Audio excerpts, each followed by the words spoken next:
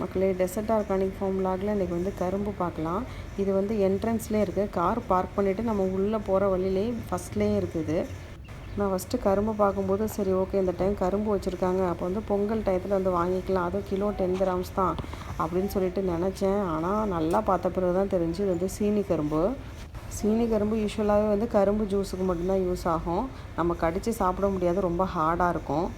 இந்த ஃபார்ம் வந்து ரொம்ப பெரிய ஏரியா. நான் வியந்து பார்த்த விஷயம் என்னென்னா, இந்த பாலைவன நாட்டில் இந்த அளவுக்கு இயற்கை விவசாயம் பண்ண முடியுமாங்கிறது தான்.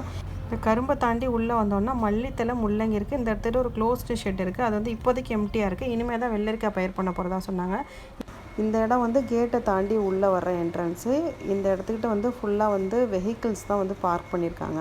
உங்களுக்கு இந்த வீடியோ பிடிச்சிருந்தா லைக் பண்ணுங்கள். இது மாதிரி துபாயை பற்றின இன்ட்ரெஸ்டிங்கான தகவல் வேணும்னா நம்ம சேனலை சப்ஸ்கிரைப் பண்ணுங்கள்.